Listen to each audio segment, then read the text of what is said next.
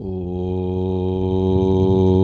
सहना भवतु सहनौ भुनक्तु सह वीर्यङ्करवावहै तेजस्विनावधीतमस्तु मा विद्विषावहै। ॐ शान्ति शान्ति शान्तिः। हरिः ॐ श्रीगुरुभ्यो नमः। हरिः ॐ। सच्चिदानन्दरूपाय विश्वोत्पत्त्यादिहेतवे तापत्रयविनाशाय श्रीकृष्णाय वयं नमः।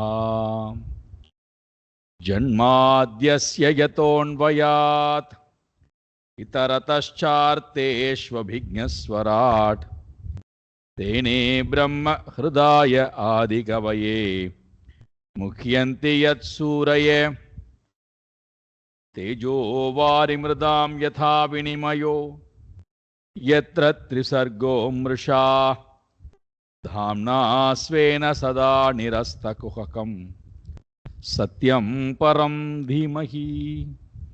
धर्मप्रोज्झितकैतवोऽत्र परमो निर्मत्सराणां सतां वेद्यं वास्तवमत्र वस्तु शिवदं तापत्रयोन्मूलनं श्रीमद्भागवते महामुनिकृते किं वा परैरीश्वरः सद्यो हृद्यवरुध्यतेऽत्र कृतिभिः शुश्रूषिभिस्तत्क्षणात् निगमकल्पतरोर्गलितं फलं सुखमुखातमृतद्रवसंयुतं पिबत भागवतं रसमालयं मुहुरहो रसिका भुवि भावुकाः नारायणं नमस्कृत्य नरं चैव नरोत्तमं देवीं सरस्वतीं व्यासं ततो जयमुदीरयेत्।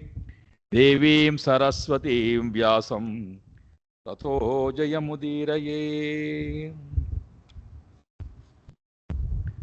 जिह्वाते प्रमाथिन्या जनो रसविमोहितः मृत्युमृच्छद्य सद्बुद्धिः மீனஸ்தோ படிஷைர்யதா. படிப்படியாக நாம் 24 உருவை நெருங்கிக் கொண்டிருக்கின்றோம்.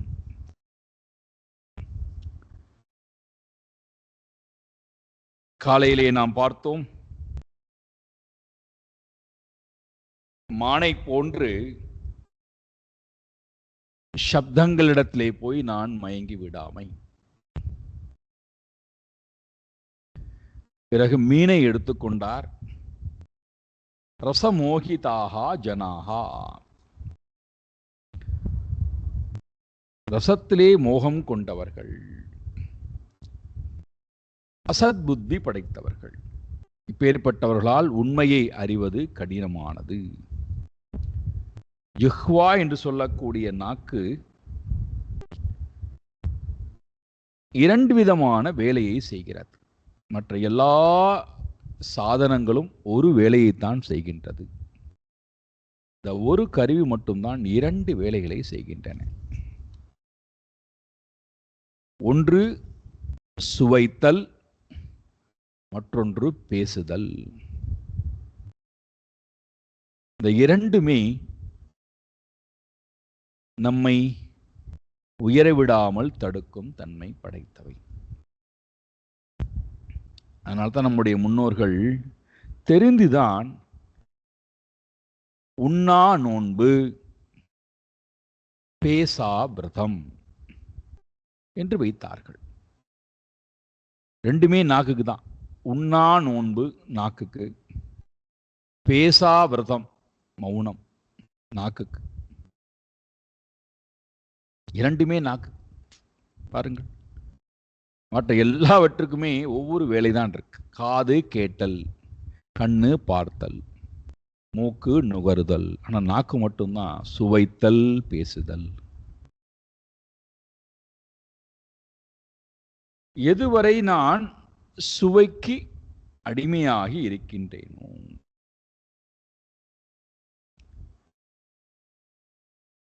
சுவைக்கு அடிமையாகி போனவர்கள் மீனை போல மரணம் அடைவது திண்ணமே. இது நான் உங்களுக்கு சொல்லணும் அவசியமே இல்லை. அன்றாடம் ஒவ்வொருத்தரும் தன்னுடைய வீடுகளிலே ஒவ்வொருத்தருடைய வாழ்க்கையில் நடக்கக்கூடிய அனுபவத்தை நாம் தினந்தோறும் பார்த்து கொண்டுதான் இருக்கிறோம். சுவையினாலே உறவுகளுக்கு இடையிலே சண்டை. என் அம்மா சமைப்பதைப் போல இல்லை, என் மனைவி சமைப்பதைப் போல இல்லை, என் குழந்தை சமைப்பதைப் போல இல்லை, என் அக்கா சமைப்பதைப் போல இல்லை. சுவையினாலே எவ்வளவு மனக்கசப்புகள், எவ்வளவு உறவுகள் முறிகின்ற தன்மை. சுவைக்கு அடிமையாகி போன நான் இறைவனுடைய சுவையை ரசிப்பதற்கு நான் தயாராக இல்லை.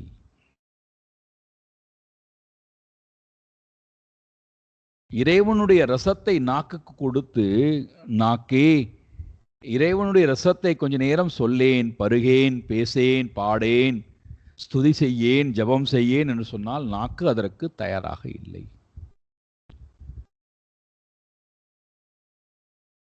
அதுவால் முடியவில்லை. காரணம், நாக்கிலே இந்த ரசம் என்று சொல்லக்கூடிய கர்ம வினை உட்கார்ந்து கொண்டு இறைவனுடைய ரசத்தை சுவைக்க விடாமல், பேச விடாமல், பாட விடாமல், ஜபிக்க விடாமல், ஸ்தோத்திரம் செய்ய விடாமல், இந்த நாக்கிலே இருக்கக்கூடிய வினை, கர்ம வினையானது வாசனா ரூபத்திலே, ரசரூபத்திலே வந்து நம்மை தடுக்கிறது.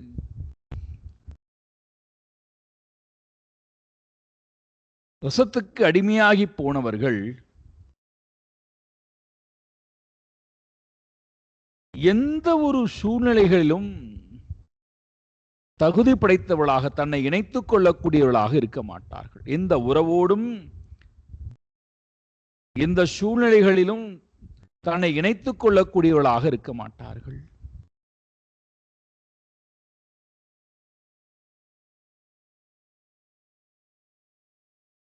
சுவைதான் பிரதானம் என்று இருக்கக்கூடியவர்களுக்கு அந்த சுவையானது சாகும் வர கிடைக்கணும். அதுல கொஞ்சம் சுவை குறைந்தாலும் அவர்களால் மற்ற எந்த ஒன்றையுமே விரும்ப முடியாது. அன்றைய தினம் அது ஒரு பெரிய குறையாகவே அவர்களுக்கு தோணுகிறது.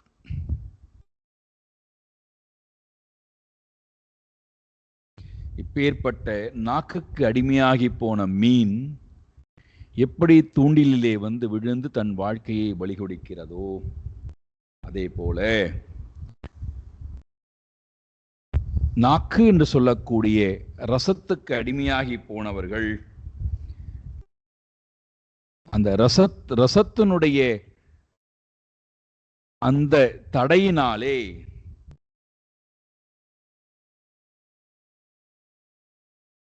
அதுதான் அடிப்படை.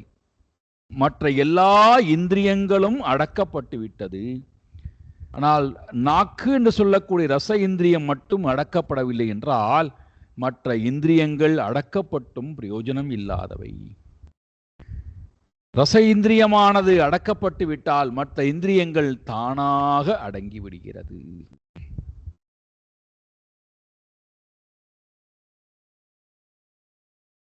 நீங்கள் வேணா பாருங்கள், எண்ணத்துக்கும் நாக்குக்கும் அவ்வளவு தொடர்பு இருக்கிறது.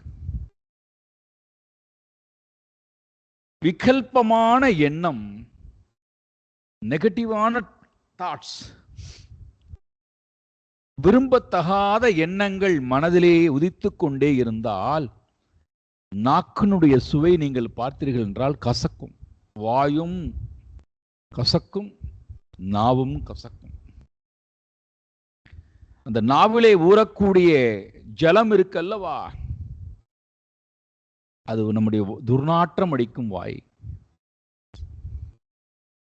அதேது நீங்கள் நல்ல எண்ணத்தை மனதிலே எண்ணி பாருங்கள், நாக்கிலே ஊறக்கூடிய ஜலம் சுவையானதாக இருக்கும். நாக்கானது, வாக்கானது நறுமணம் பொருந்தியதாக இருக்கும்.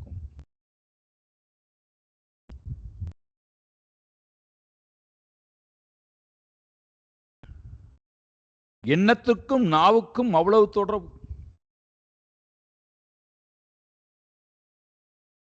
எண்ணங்கள் அடங்க வேண்டுமானால் நாக்கினுடைய சுவை ஜெயிக்கப்பட ஆரம்பித்தால் பிராணன் ஜெயிக்கப்பட ஆரம்பிக்கின்றது, மனம் ஜெயிக்கப்பட ஆரம்பிக்கின்றது. நம்முடைய முன்னோர்கள் கண்டுபிடித்து கொடுத்திருக்கக்கூடிய அத்தனையுமே நீங்கள் பார்த்தீர்கள் நம்முடைய உயர்வுக்காகத்தான். 14 நாட்கள் மெதுவாக மெதுவாக மெதுவாக உணவை கூட்டிக் கொண்டே போய் 15வது நாள் பௌர்ணமி நாள் விரதம் என்று வைத்தார்கள், உண்ணாவிரதம். மீண்டும் 16வது நாள் படிப்படியாக உணவை கொஞ்சம் கொஞ்சமா எடுத்துக்கொள்ள ஆரம்பித்து மீண்டும் விடுதல், மீண்டும் 1வது படியிலிருந்து ஆரம்பித்தல். அமாவாசை, பௌர்ணமிக்கு ஒரு நாள், அமாவாசை மாதத்துல 2 முறை உண்ணா நோன்பு, பேசா விரதம். இது 2ஐயும் வைத்ததுக்கு காரணம் நம்முடைய மனம் அடங்குதல் மட்டுமல்ல, நாவுக்கு சுவையை கொடுக்காமை, இறைவனுடைய சுவையை கொடுத்தல், உடலுக்கு அதன் மூலமாக ஆரோக்கியத்தை கொடுத்தல், அதிகமாக உணவிட்டு உடல்ல நோய் வருவதிலிருந்து தவிர்த்தல்.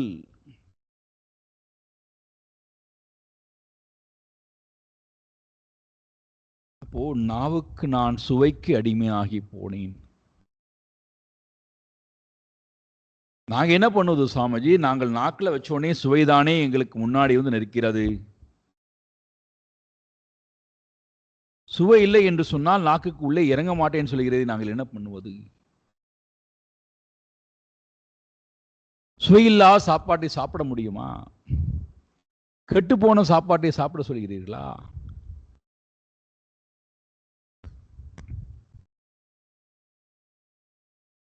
உடலுக்கு ஆரோக்கியத்தை கொடுக்கக்கூடிய, உடலுக்கு போஷாக்கை கொடுக்கக்கூடிய, பசியை ஆற்றக்கூடிய ஆரோக்கியமான உணவை எடுத்துக்கொள்வதிலே தவறு இல்லை. அதுல சுவையும் இருக்கட்டும், ரசமும் இருக்கட்டும், தவறு இல்லை.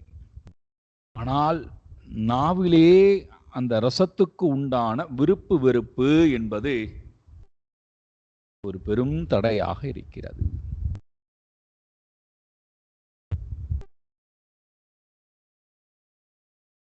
இப்ப இந்த விருப்பு வெறுப்பை நாங்கள் நாவிலிருந்து எடுக்கணும். எப்படி எடுப்பது?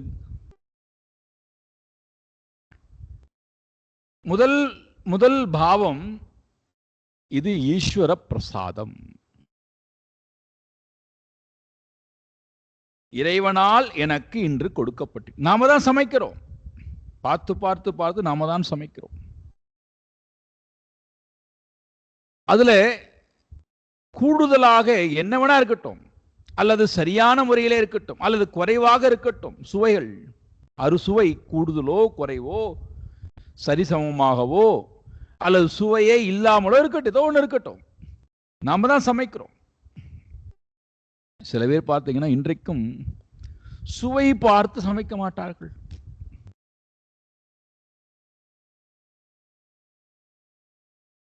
அது ஈஸ்வர பிரசாதம்.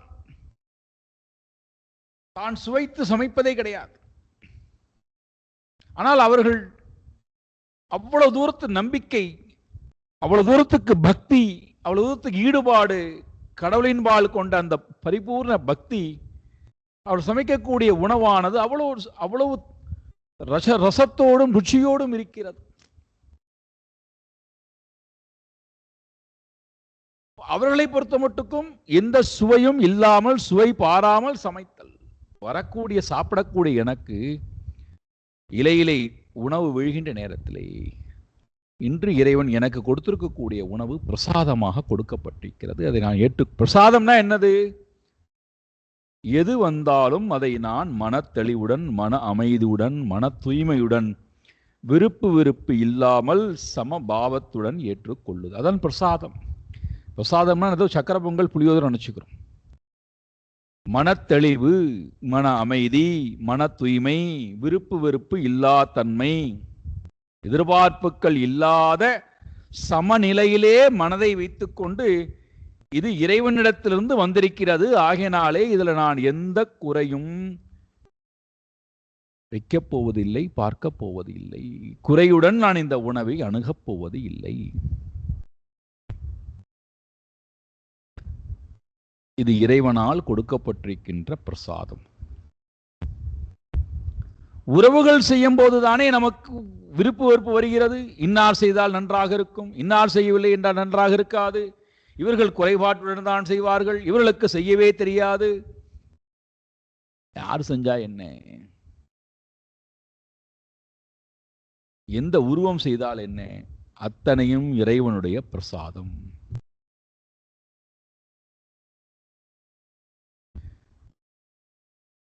நம்ம ஆலயத்துக்கு போய் ஏதாவது ஒன்று கிடைத்தால் உடனே அது பிரசாதம்னு சொல்றோம். அதே இது வீட்டிலே நமக்கு ஒரு பொருள் கிடைத்தென்றால் பிரசாதங்கிற பாவம் வரதில்லை.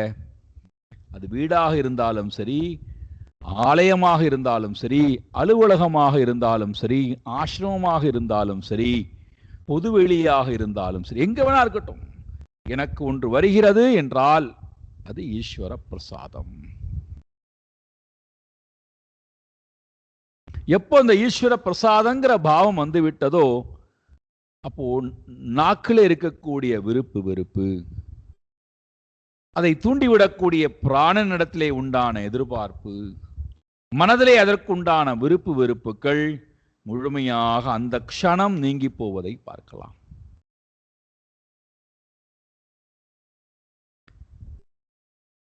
ஈஸ்வர பிரசாதம் இது முதல். என்ன வேணா இருக்கட்டும், அது ஈஸ்வர பிரசாதம், இறைவனால் கொடுக்கப்படுகின்ற பிரசாதம்.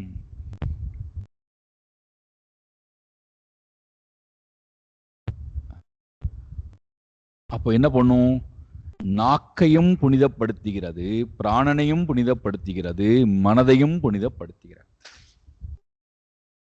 அறிவுக்கும் தெளிவு கிடைக்கிறது. அகங்காரத்துக்கு ஒரு பெரிய வேட்டை வைக்கிறோம், வேற ஒண்ணும் இல்லை. அகங்காரம் உள்ள இருந்து கொண்டு இது ஏன் இப்படி கிடைத்தது, இது ஏன் இவ்வாறு, எனக்கு எனக்கு என்ன என்ன என்ன வகையிலே தகுதி இல்லை, நான் ஏன் இவ்வாறு சாப்பிட வேண்டும் என்று இந்த அகங்காரம் உள்ளிருந்து தூண்டி விட்டு கொண்டிருக்கல்லவா. இந்த அகங்காரத்துக்கு ஒரு பெரிய வேட்டு. அகங்காரமே ஆடாதே, ஆடியது போரும், இது இறைவனுடைய பிரசாதம், ஒழுங்காக ஏற்றுக்கொள். நீ ஏற்றுக்கொள்ளவில்லை என்றால் எனக்கு ஒரு விதமான கஷ்டமும் இல்லை, நான் சாப்பிடத்தான் போகிறேன். இப்ப இந்த அகங்காரம் வேற வழியே கிடையாது, ஏற்றுக்கொண்டுதான் ஆக வேண்டும். அப்பமும் அகங்காரமானது இன்றைக்கு ஏற்றுக்கொள்கிறேன், ஆனால் நாளைக்கெல்லாம் ஏற்றுக்க மாட்டேன். அது ஈஸ்வர பிரசாதனால ஏற்றுக்கொண்டேன், என் வீடாக இருந்தா ஏற்றுக்க மாட்டேன், என்னுடைய நண்பர் வீடாக இருந்தாலும் ஏற்றுக்க மாட்டேன், அது விழாக்கள் கல்யாண வீடு இருந்தாலும் ஏற்றுக்க மாட்டேன். காரணம், நான் எதுக்கு ஏற்றுக்கணும், எனக்கு கொஞ்சம் ரசம் குறைந்தாலும் எனக்கு கோபம் வந்து விடும். யாரு கேட்டா உங்களுடைய கோபத்தை, உங்களுடைய விருப்பு வெறுப்பை?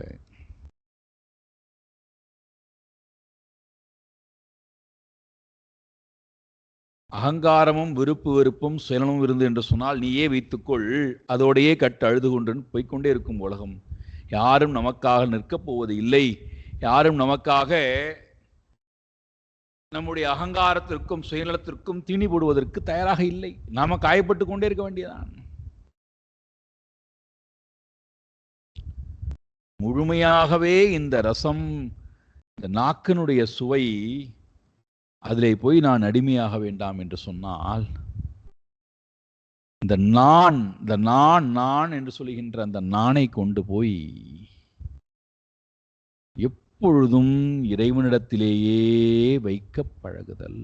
இப்ப இந்த மீன் கடலுடனேயே இருந்தால், கடலுக்குள்ளேயே இருந்தால் அதற்கு ஒரு தோஷம் இல்லை. எப்பொழுது தன்னுடைய இனத்தை விட்டு எப்பொழுது அந்த தூண்டிலில் இருக்கக்கூடிய புழுவை சாப்பிடுவதற்காக இடம் மாறி வருகிறதோ, அதே போல இதுவரை நம்முடைய அகங்காரம் இறைவனை விட்டு மற்ற எல்லாவற்றையும் முடித்துக்கொண்டு நான் இந்த குலத்திலே பிறந்தவன், இந்த வீட்டிலே பிறந்தவன், இந்த அழகுடையவன், இந்த அறிவுடையவன், இந்த வேலை உடையவன், இந்த புகழ் உடையவன், இந்த பதவிக்கு சொந்தக்காரன், இவ்வளவு செல்வத்துக்கு சொந்தக்காரன், இத்தனை உறவுக்கு சொந்தக்காரன், வைத்துக்கொள், சுமந்து கொண்டலை, யார் வேண்டாம் என்றாலும்.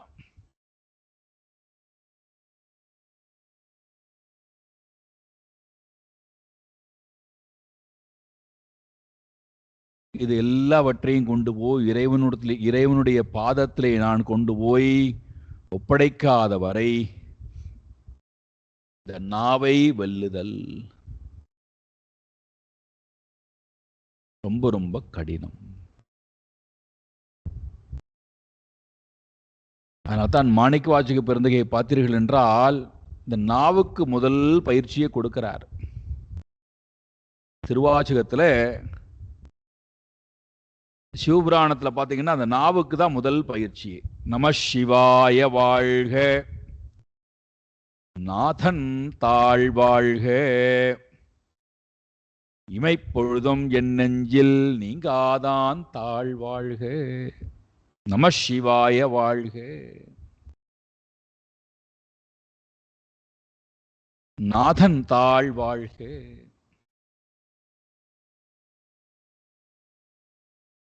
ரெண்டே ரெண்டு சொல்லை எடுத்துக்கொண்டு நமசிவாயே நாதன் தாள் இந்த ரெண்டையும் எடுத்துக்கொண்டு முழு முழு வேதாந்தத்தினுடைய சாரத்தையும் சிவபுராணம் மூலமா சொல்லி முடிக்கிறார். அதை நாவுக்கு பயிற்சியா கொடுக்கிறார். இதை டெய்லி சொல்லிக்கொண்டே இருக்கு. நமசிவாய வாழ்க, நாதன் தாள் வாழ்க. நாவானது வாழ்த்துதல், நாவானது ரசத்தை வாழ்த்துகிறது, ரசத்தை நிந்திக்கிறது. ஆனால் இங்கே வாழ்த்த வேண்டிய யாரை வாழ்த்தணும்? நம சிவாய வாழ்க. ஆழ்வார் பாடுறார், பல்லாண்டு பல்லாண்டு பல்லாயிரத்தாண்டு பல கோடி நூறாயிரம் மன்னான்.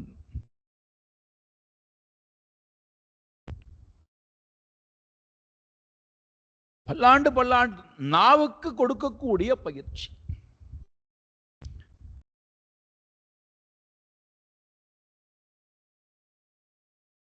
அப்படி இல்லாது போனால், நாவில் இருக்கக்கூடிய சுவையை வெல்ல முடியாது போனால், என்னால் மற்ற இந்திரியங்களை சுவைக்க முடியாமலேயே போய்விடுகிறது, வெல்ல முடியாமலேயே போய்விடுகிறது. அதனால்தான் இப்பேற்பட்டவர்களுக்கு நீங்கள் பார்த்தீர்கள் என்றால், இந்த நாவை வெல்ல முடியாமல் இருக்கக்கூடியவர்களுக்கு ஆசிரமத்திற்கு வந்தாலும் சுவையோட கூடிய உணவு கேட்கிறது. நல்லா சாப்பிட வேண்டியது, ஆனந்தமா தூங்க வேண்டியது, மீண்டும் எழுந்து கொள்ள வேண்டியது, சாப்பிட வேண்டியது, தூங்க வேண்டியது, உலகத்து விஷயத்தை பேச வேண்டியது. இப்பேற்பட்டவர்களுக்கு இறைவனை பற்றின ரசமானது காதுக்குள்ளே வந்து விழுமா என்றால் அவர்களுக்கு அது உண்மையிலேயே கொடூரமான சப்தம். அவர்களை பொறுத்த மட்டும் பேசுவதும் கடினம், கேட்பதும் கடினம், எண்ணி பார்ப்பதும் கடினம்.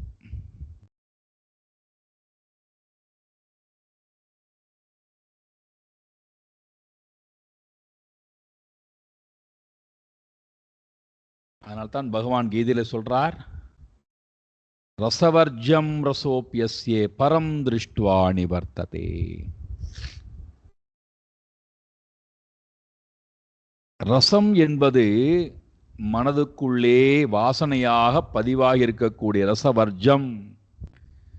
அது எப்படா போகுண்டான்னா பரம் திருஷ்டுவா நிவர்த்ததே. எப்பொழுது இந்த மனம் பரமாத்மாவை நேரடியாக பார்க்கிறதோ அப்பொழுது ரசவர்ஜமும் போய்விடுகிறது.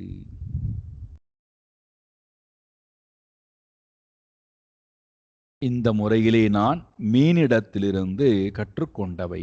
மீன் தன்னுடைய வாழ்க்கையை அவ்வளவு பறந்து விரிந்திருக்கக்கூடிய கடல் இருந்தும் அல்பமான ஒரு சுவைக்காக ஆசைப்பட்டு தன் வாழ்க்கையை பலி கொடுக்கிறதே.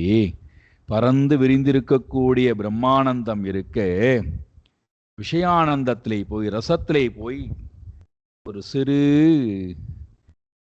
2 அங்குலம் நாக்கானது போய் தன்னுடைய வாழ்க்கையே பலி கொடுக்கின்றதே.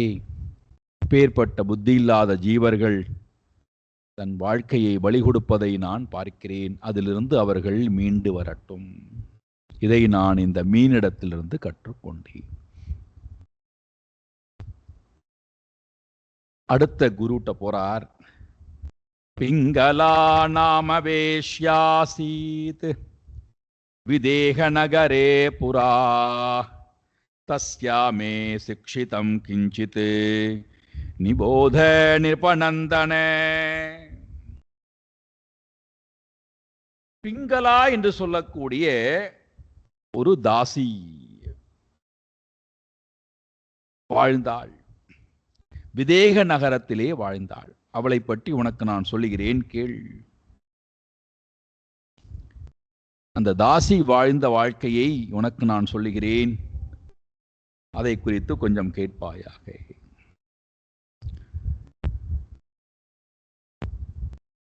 விதவிதமான ஆடவர்களுக்கு தன்னுடைய உடம்பை கொடுத்து அதன் மூலமாக நிறைய செல்வங்களை சம்பாதித்தல். யார் அதிகமான செல்வங்களை கொடுக்கிறார்களோ அவர்களுக்கு சந்தோஷத்தை கொடுத்தல். அவருடைய நோக்கம் என்னவென்றால் நிறைய பணத்தை சம்பாதிக்க வேண்டும், நிறைய செல்வத்தை சேர்த்து விட வேண்டும். ஆஷா. அதற்காக என்ன செய்கிறாள்? விதவிதமாக அலங்காரங்களை செய்து கொள்கிறாள். கண்ணை கவரக்கூடிய ஆபரணங்களை அணிந்து கொள்கிறாள். நறுமணம் பொருந்தி இருக்கக்கூடிய வஸ்துக்களை எல்லாம் உடலிலே செலுத்திக் கொள்கிறாள்.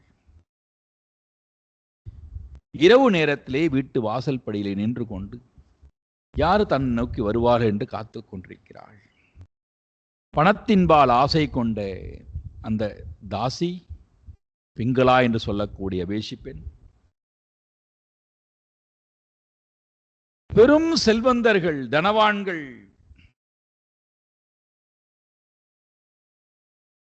யார் தனக்கு அதிகமான செல்வத்தை கொடுப்பார்களோ அவர்களுக்கு சந்தோஷத்தை கொடுப்பது என்பதாக காத்துக் கொண்டிருக்கிறாள்.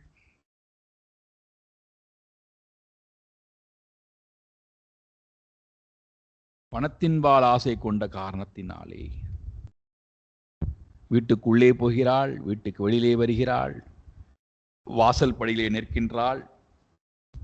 தன்னை நோக்கி யாராவது வருவார்களா என்று பார்த்து கொண்டிருக்கிறாள். இதுவே தினந்தோறும் அவளுடைய வாழ்க்கையாக அமைகிறது. இதை ஒவ்வொரு நாளும் இந்த மாதிரி காத்து கொண்டிருந்து அவளுடைய மனமானது மிகவும் வேதனை அடையக்கூடியதாய் மாறுகிறதாம். தஸ்யாஹா வித்தாஷயா சுஷ்யத் வக்த்ராயா தீனசேதசஹா நிர்வேத பரமோ ஜக்ஞே சிந்தா ஹேது சுகாவஹா. வித்த ஆசையாக, வித்தம் செல்வம், செல்வத்தின்பால் கொண்ட ஆசையினாலே, செல்வத்தின்பால் கொண்ட ஆசையின் காரணத்தினாலே அவள் எப்படி ஆகிவிட்டாளாம்? வக்த்ராயாக சுஷ்யத்து, முகமெல்லாம் வாடி வதங்கி போய்விட்டதாம். தீனசேதசா, மனம் மிகவும் மிகவும் தீன நிலைக்கு, வருந்தக்கூடிய நிலைக்கு அவள் போய்விட்டாள். இதுதான் அவளுடைய நிலை. பணத்தின்பால் ஆசை கொண்ட காரணத்தினாலே தான் தேடக்கூடிய ஆடவர்கள், பணத்துடன் கூடி வரக்கூடிய ஆடவர்கள் கிடைக்க மாட்டேன்னு சொல்கிறார்களே என்கின்ற அந்த ஏக்கம், தனக்கு பணம் கிடைக்கவில்லை என்று சொல்லக்கூடிய அந்த வருத்தம், முகம் வாடி போய் வருத்தம் உடைய தன்மை உடையவளாய் இப்போ அவளுடைய மனம் சிந்தனை செய்து பார்க்கிறது. எதற்காக நான் இப்படி ஒரு வாழ்க்கையை வாழ வேண்டும்? எனக்கு பணம் தேவை, அதன் மூலமாக என்னுடைய தேவைகளை நிறைவேற்றிக் கொள்ள வேண்டும், என்னுடைய வாழ்க்கையிலே தாரித்திரியம் வந்துவிடக்கூடாது, கஷ்டம் வந்துவிடக்கூடாது, நான் பாதுகாப்பாக வாழ வேண்டும், அதற்காக நான் இந்த காரியத்தை செய்கிறேன், எனக்கு இவ்வளவு செல்வங்கள் கிடைத்தால் நன்மையானது என்று நான் தினந்தோறும் இவ்வாறு நாடிக்கொண்டே என்னுடைய வாழ்க்கையை வாழ்ந்து கொண்டிருக்கிறேனே, இந்த வாழ்க்கையிலே எனக்கு என்ன கிடைத்தது என்கின்ற எண்ணம் அவருடைய மனதிலே வர, தஸ்யாஹா சிந்தஹேதுஹு, தஸ்யாஹா சிந்தாஹே, இந்த வருத்தமும் இந்த வாட்டமும் அவளுடைய மனதிலே பல கேள்விகளை கொண்டு வருகிறது. தான் வாழக்கூடிய வாழ்க்கை, தான் நாடக்கூடிய பொருள், அதன் மூலமா தனக்கு கிடைக்கக்கூடிய சுகங்கள், இது எல்லாவற்றையும் எடுத்துக்கொண்டு விச்சா சிந்தாஹேதுஹு, சிந்திப்பதற்கு இவையெல்லாம் காரணமாக அமைகிறது.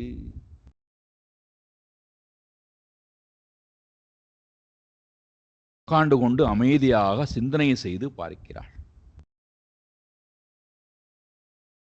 அந்த சிந்தனையினுடைய முடிவிலே அவளுக்கு ஒரு அழகான பண்பு என்பது மனதிலே பிறக்கிறது. அது என்னடான்னா, சுகாவஹா பரம நிர்வேத ஜக்ஞே. சுகாவஹா, சுகத்தை தருவதாக இருக்கின்ற மேலான பரம நிர்வேத ஜக்ஞே. நிர்வேத என்றால் வைராக்கியம். அவளுடைய மனதிலே வைராக்கியம் என்பது உண்டாகிறது, மேலான வைராக்கியம். அந்த வைராக்கியத்தினுடைய லட்சணம் என்ன? பரம சுகம். நம்முடைய மனதிலே வைராக்கியம் வந்துவிட்டது, வந்து கொண்டிருக்கிறது அப்படின்னா எப்படி தெரிஞ்சுக்கலாம்னா, மேலான சுகம் நம்முடைய மனதிலே எப்பொழுதும் அழியாமல் மாறாமல் இருப்பதை நாம் உணரலாம். அதான் வைராக்கியத்தினுடைய முதல் லட்சணம். ராகம் என்றால் விருப்பம், ஆசை. விராகம் என்றால் விருப்பத்தின்பால் விருப்பம் இல்லாமை. அப்படின்னா என்ன அர்த்தம்? வைராகியம் என்ன அர்த்தம்னா விருப்பு வெறுப்பு இல்லா தன்மை. எது ஒன்றிடத்திலும் யார் ஒருவரிடத்திலும் விருப்பு வெறுப்பு இல்லா தன்மைக்கு பேர் தான் வைராகியம். விராகஸ்ய பாவஹா வைராகியா. இந்த வைராகியத்தை பதஞ்சலி முனிவர் அவருடைய யோக சூத்திரத்தில் 2 வைராகியமா பிரிக்கிறார். பர வைராகியம், அபர வைராகியம் அப்படின்னு 2ஆ பிரிக்கிறார். எனக்கு அந்நியமாக இருக்கக்கூடியதை ஒவ்வொன்றாக விடுதல் என்பது அபர வைராகியம். என்னையே விடுதல் என்பது பர வைராகியம்.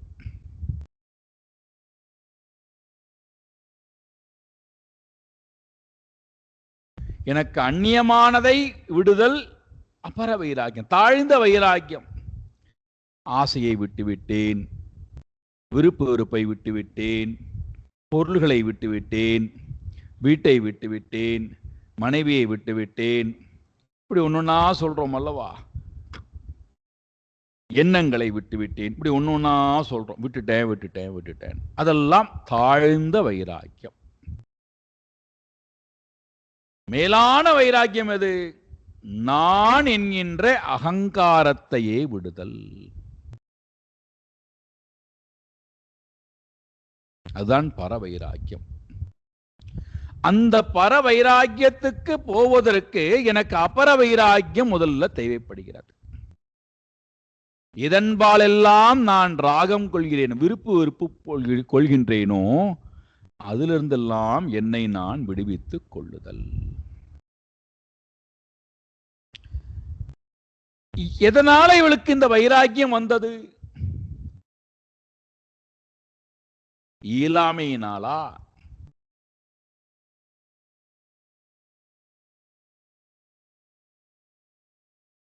அல்லது முயற்சி இல்லா தன்மையினாலா? கடினமான சூழ்நிலையின் காரணத்தினாலா? எதனால் வைராக்கியம் வந்தது? வைராக்கியம் வருதல் என்பது விவேகத்திலிருந்து பிறக்க வேண்டும். பகுத்தறிந்து பார்ப்பதின் மூலமாக வைராக்கியம் பிறக்க வேண்டுமே தவிர துன்பத்தினால், வெறுப்பினால், இயலாமையினால், உடல் தளர்ச்சியினால் வரக்கூடிய வைராக்கியம் வைராக்கியம் அல்ல. அந்த வைராக்கியம் நமக்கு சந்தோஷத்தை கொடுக்காது.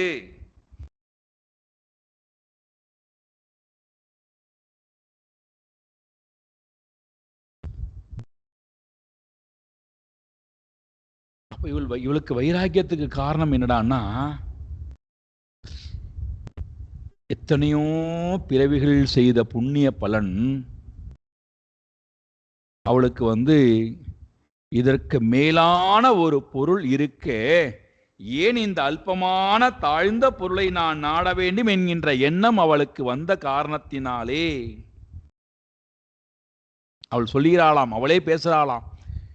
எப்படி அவளுக்கு இந்த பரம வைராக்கியம் வந்து என்பதை அவளே பேசுகிறாள். அவள் பேசியதையே அவர் எடுத்து சொல்றார். எனக்கு ஏன் இப்படி ஒரு எண்ணம் வந்தது? நான் ஏன் இப்படி அல்பமான ஒரு பொருளுக்கு பின்னாடி போனேன்? அஹோமே மோகவித்ததம் பஷ்யதா விஜிதாத்மனஹ யா காந்தா தசதஹ காமம் காமயேயேன பாலிஷா அஜித ஆத்மனஹா. ஜித ஆத்மா என்றால் மனதை வென்ற தன்மை. அஜித ஆத்மனஹா என்றால் மனதை வெல்லாத நான், மன அடக்கம் இல்லாத நான், மனக்கட்டுப்பாடு இல்லாத நான். மே மோக வித்திம், என்னுடைய மதிமயங்கிய அறிவிலே ஆதிக்கம் உடையவளாய் நான் என்ன பண்ணிவிட்டேன்?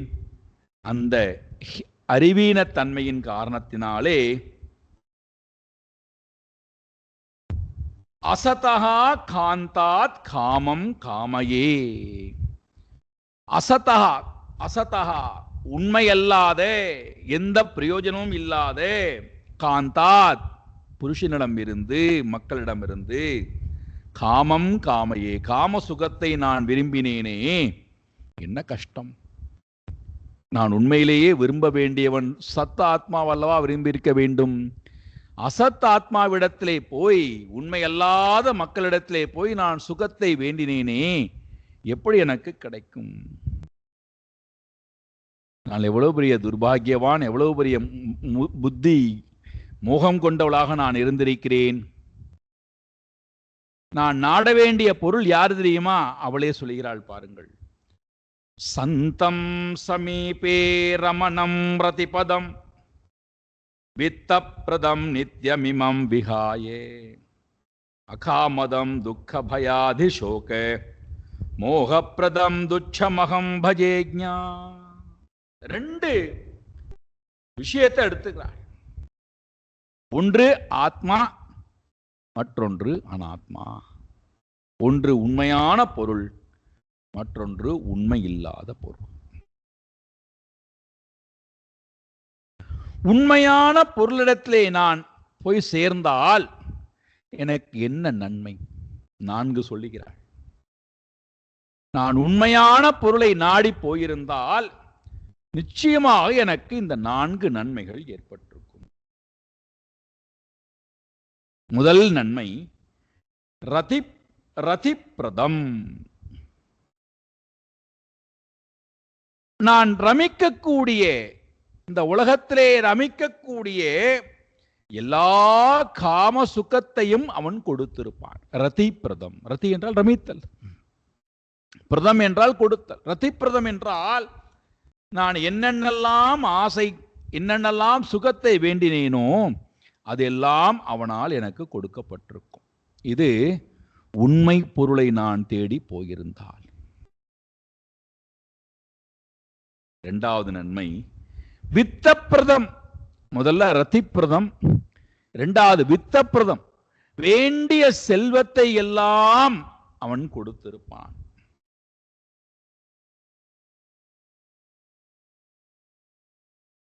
மூன்றாவது நித்தியம், எப்பொழுதும் சமீபே சந்தம், நம் கூடவே இருக்கக்கூடியவனா இருக்கு, நம்மை விட்டு அவன் நீங்குவதே இல்லை. சமீபே நித்தியம் சந்தம், சதா எப்பொழுதும் நம் சமீபத்திலேயே இருப்பவனாக இருக்கிறான், நம்மை விட்டு நீங்குவதே இல்லை. இமைப்பொழுதும் என் நெஞ்சில் நீங்காதான் தாழ் வாழ்க.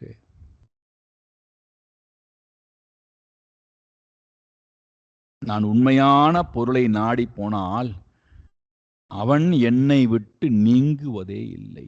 நான் அவனை விட்டு வெகு தூரம் இருக்கிறேன், எதெல்லாமோ காரணம் சொல்லி. உடல் நோய்வாய்ப்பட்டு விட்டது, மனம் கஷ்டப்பட்டு விட்டது, உறவுகளிடத்திலே சண்டை வந்து விட்டது, உடைமைகள் தொலைந்து போய்விட்டது, உடைமைகள் அழிந்து போய்விட்டது, என்னென்னலாமோ காரணம் சொல்லி அவனை விட்டு மனம் வெகு தூரம் இருக்கு. ஆனால் அவன் என்னை விட்டு நீங்கிறதே இல்லை. பாவம். போக்கும் வரவும் இலா புண்ணியன், காக்கும் என் காவலன், காண்பரிய பேரொளியன், ஆற்றின்ப வெள்ளன்,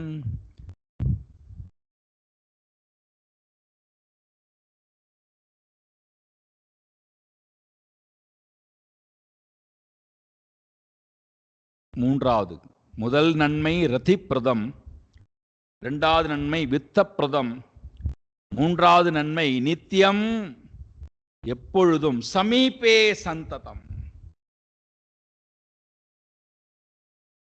இப்பேற்பட்ட எப்பொழுதும் மாறாமல் என்னுடனேயே இருக்கின்ற அந்த இமம் ரமணம், அந்த பதி, மூன்றாவது நாலாவது அந்த பதியை, உண்மையான அந்த ரமணனை, ரமிக்கக்கூடியவனை, என்னுடனேயே இருக்கக்கூடிய அந்த பதியை விகாய நான் மனதால் உடலால் அவனை விட்டு வெகு தூரம் போய் அனித்தியமான பொருளை நித்தியம் என்று நான் நாடி போனேன். அதனால் எனக்கு என்ன கிடைத்தது? அவைகளிடத்திலே போனால் எனக்கு என்ன கிடைக்காதாம்? முதல்ல கிடைக்காதது அகாமதம்.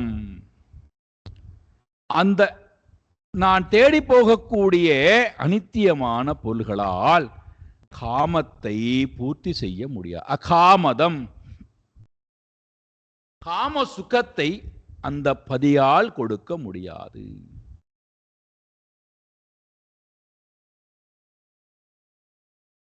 நான் விரும்பக்கூடிய சுகத்தை அதுவால் கொடுக்க முடியாது.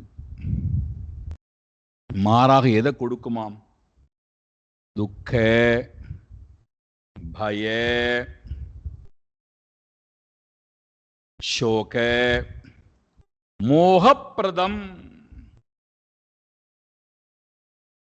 துக்கத்தை கொடுக்கும், பயத்தை கொடுக்கும், மனதிலே விசாரத்தை, கவலையை கொடுக்கும், சோகத்தை கொடுக்கும், மோகத்திலிருந்து நம்மை விடுவிக்கவே செய்யாது.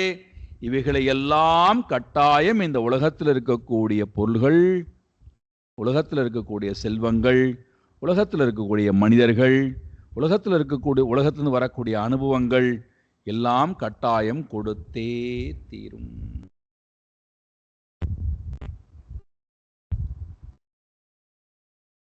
நான் இதற்கு பின்னாடி போய்விட்டேனே, என் வாழ்க்கையை தொலைத்து விட்டேனே. இவர்கள்லாம் யாரு? சோகமோகப்பிரதம் துச்சம் பஜே, மிகவும் துச்சமாக இருக்கக்கூடிய, ஒதுக்கி தள்ளப்பட வேண்டியவராக இருக்கக்கூடிய இறைவனை விட்டு வேறொருவனை நான் நாடி போனேனே, பஜே நாடிக்கொண்டு போனேனே. அகம் அஜ்ஞா, நான் எவ்வளவு பெரிய அஜ்ஞானி. என்னை போல துர்பாகியவான் வேறு யார் இருக்க முடியும்? இந்த அல்பமான ஆசையை பூர்த்தி செய்து கொள்வதற்காக அனாத்மாவிடத்திலே போய் என்னுடைய வாழ்க்கையை நான் தொலைத்து விட்டேனே. என்னுடைய அறிவை நான் என்னன்னு சொல்லுவது? எவ்வளவு பெரிய அறிவிலியாக நான் இருந்திருக்கின்றேன்.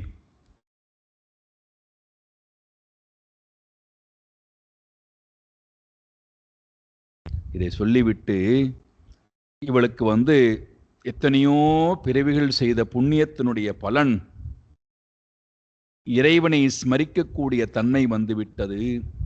காரணம் அவளுக்கு ஏற்பட்ட கஷ்டம், தடைகள், அவமானங்கள், இழப்புக்கள்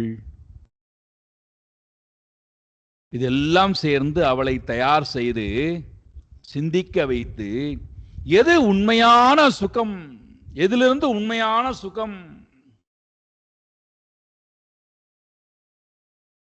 எதை நாடினால் தனக்கு நிலையான ஆனந்தம் கிடைக்கும் என்கின்ற அந்த எண்ணத்தை கொண்டு வர வைத்து சிந்திக்க வைத்து உலகத்திடத்திலிருந்து வைராக்கியம் கொண்டவளாய் உண்மையான நாதனிடத்திலே பூர்ண பக்தியை கொண்டவளாய் இறைவனோடையே நான் இருக்கப் போகிறேன் என்ற எண்ணத்துக்கு அவளுடைய மனமானது வருகின்றது.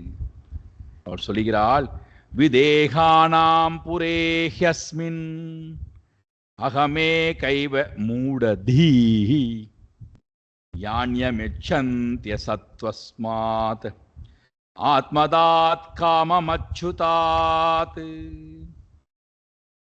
அஸ்மின் புரே மூடதீஹி. இந்த பட்டணத்திலே என்னை போல மூட புத்தி படைத்தவள் வேறு யார் இருக்க முடியும்? நான் ஒருவள் தான் நிச்சயமாக இருக்க முடியும். ஏனென்றால் யா அசதீஹி ஆத்மதான். அசத் என்று சொல்லக்கூடிய உண்மை அல்லாதை புத்தியானது சிந்தித்து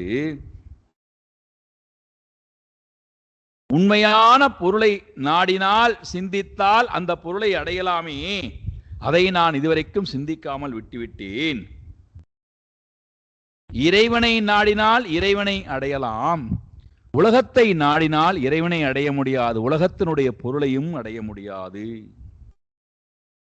ஆனால் நானும் இறைவனை நாடவும் இல்லை, ஆத்மதாத் அஸ்மாத் அச்சுதாத் அந்நியம் காமம் இச்சந்தி. இறைவனை காட்டிலும் இறைவனுக்கு அந்நியமா இருக்கக்கூடிய பொருளை நான் நாடினேனே, என்னுடைய மனதிலே இறைவனை காட்டிலும் இறைவனுக்கு அந்நியமாக இருக்கக்கூடிய பொருளை நான் விரும்பி இருக்கின்றேனே. இறைவனை நாடி இருந்தால் எவ்வளவு நன்மை ஏற்பட்டிருக்கும். இறைவன் யார்? நம்முடன் எப்படி இருக்கிறான்? அவள் சொல்கிறாள், சுக்ருத் சுஹ்ருத் பிரேஷ்டதமோ நாத ஆத்மா சாயம் ஷரீரினாம் தம் விக்ரியாத்மனைவாகம் ரமேனேன யதா ரமா. அந்த பரமாத்மா அயம் அச்சுதா, அந்த பரமாத்மா இந்த சரீரத்திலே நம்மோட எப்படி இருக்கிறாராம்? சுஹ்ருத், உண்மையான நண்பனாக இருக்கின்றான். உண்மையான நண்பன் அவன்தான். இரண்டாவது சொல்றாள், பரேஷ்டஹா தமஹா, மிகவும் பிரியமானவனாக இருக்கிறான். நம்முடைய ஆத்மா தான் ரொம்ப பிரியமானது. அப்போ இறைவன் ஆத்மாவாக இருந்து பிரேஷ்ட தமஹா, இஷ்டம் பரேஷ்டம் பரேஷ்ட தமஹா, மிகவும் மிகவும் இஷ்டமானவனாய், மிகவும் மிகவும் பிரியமானவனாய், அதிக பிரியமானவனாய் இறைவன் நம் கூட இருக்கின்றான். மூன்றாவது நாதஹா,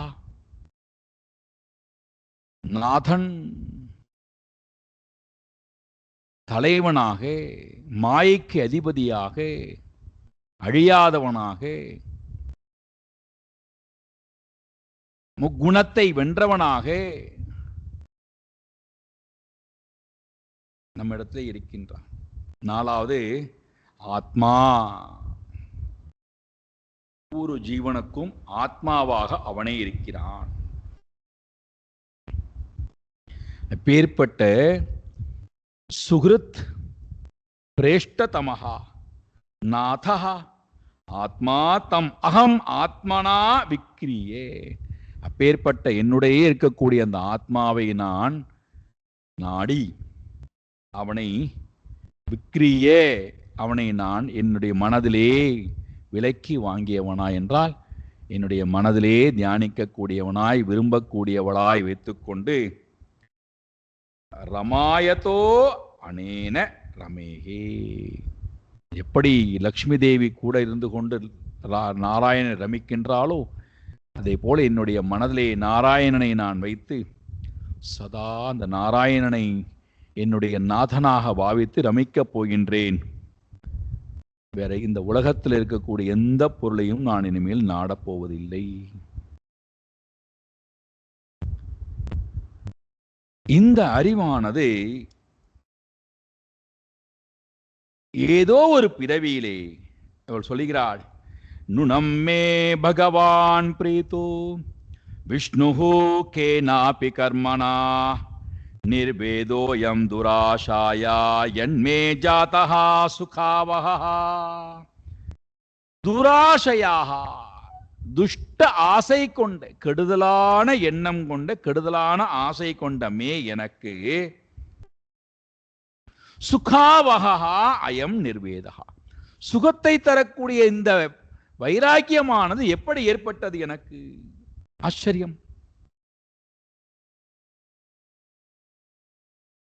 மிகவும் ஆச்சரியம்தான். அவளே ஆச்சரியப்படுறாள். நானோ துஷ்ட நடத்தை உடையவள், கெட்ட ஆசை உடையவள், வாழ இந்த உலகத்தினுடைய பார்வையிலிருந்து வாழ தகுதியற்றவள். அப்பேற்பட்ட எனக்கு எப்படி இப்படி ஒரு வைராக்கியம், சுகத்தை கொடுக்கக்கூடிய வைராக்கியம் கிடைத்தது? அப்ப இது இந்த பிறவியிலே நிச்சயமாக இருக்க வாய்ப்பு இல்லை.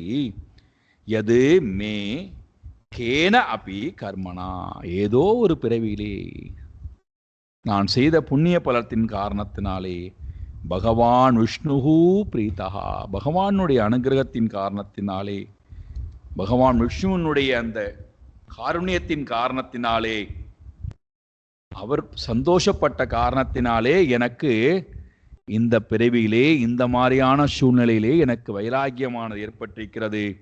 இல்லை என்றால் நிச்சயமாக இப்படி ஒரு சூழ்நிலையில் எனக்கு வைராக்கியம் வருவதற்கு வாய்ப்பே இல்லை. யார் ஒருவன் வைராக்கியம் கொண்டவனாய் எல்லாவற்றையும் விட்டுவிட்டு இறைவனை பற்றிக் கொள்கின்றானோ,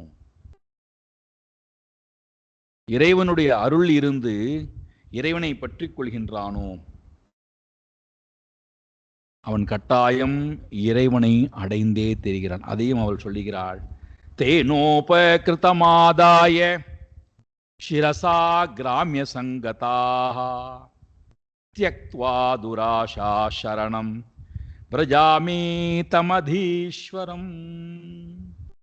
ஏன உபகிருதம், பகவானால் அனுகிரகம் செய்யப்பட்ட அந்த வைராக்கியத்தை கொண்டவன், சிரசா ஆதாய, தன்னுடைய தலையிலே வைத்துக் கொண்டு யார் ஒருத்தன்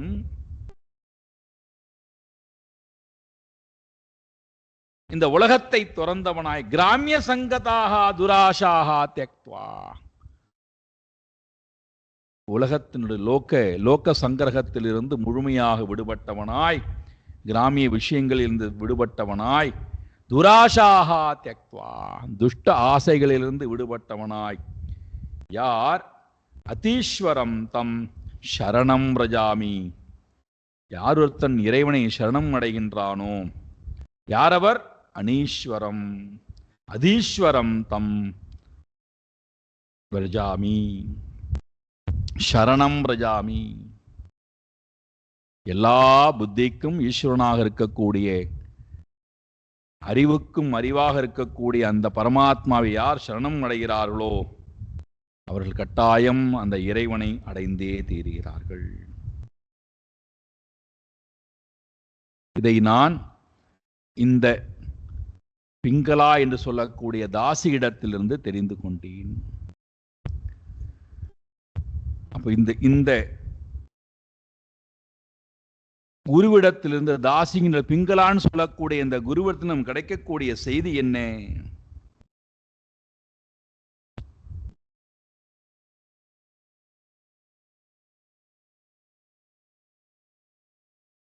உலகத்தின்பால் என்னுடைய மனம் ஆசை கொண்டு ஓடியது என்றால் அதனால் ஏற்படக்கூடிய அனுபவங்களை நான் சந்தித்துத்தான் ஆக வேண்டும். பயம், பொறாமை, பந்தம், கவலை, மோகம், சோகம், கர்ம வினைகள், பிறப்பு இறப்பு, இது எல்லாவற்றையும் சந்தித்துத்தான் ஆக வேண்டும். ஒரு உலகத்து விஷயத்தை நோக்கி போகினத்திலே அதில் ஏற்படக்கூடிய தடைகள், கால தாமதங்கள், வியாதியால் வரக்கூடிய, சூழ்நிலையால் வரக்கூடிய, சுற்றுப்புறத்தால் வரக்கூடிய, இயற்கையால் வரக்கூடிய இடையூறுகள், உறவுகளால், நண்பர்களால், விரோதிகளால் வரக்கூடிய கஷ்டங்கள், இதெல்லாம் சந்தித்துத்தான் ஆக வேண்டும். இதெல்லாம் நம்மை காயப்படுத்துகிறது, சோர்வடைய வைக்கிறது, முன்னோக்கி போகவிடாமல் தடுக்கிறது. இதிலிருந்து நமக்கு வரவேண்டியவை வைராக்கியம். அதுல போய் போராடுவது அல்ல, அதை மாற்ற முடியாது. நமக்கு வரவேண்டியவை வைராக்கியம். அந்த வைராக்கியம் எப்போ வருண்டானா, நான் பூர்வ ஜென்மத்திலே புண்ணிய பலன் செய்திருந்தால், இறைவனுடைய அருள் இருந்தால். அதனால்தான் 3 விஷயங்கள் துர்லபம்ங்கிறார் ஆதிசங்கர பகவத் பாதால். இந்த 3ம் துர்லபம். இந்த 3ம் இருந்து இறைவனுடைய அருள் கிடைப்பதும் துர்லபம். இந்த 3ம் இருந்து இறைவனுடைய அருள் இருந்துவிட்டால் அவன் நிச்சயமாக தன்யன், மோட்சத்தை அடைவதிலே அவனுக்கு தடையே கிடையாது.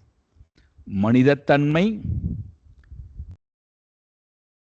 மனுஷத்துவம், மோட்சம் அடைவதிலே ஆசை, முமுட்சுத்தன்மை, மகாபுருஷ சம்சயா, மகான்களுடைய சேர்க்கை.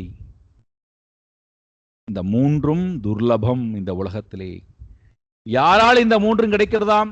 தேவ அனுக்கிரக ஹேது, இறைவனுடைய அருள் காரணமாக இது கிடைக்கிறது.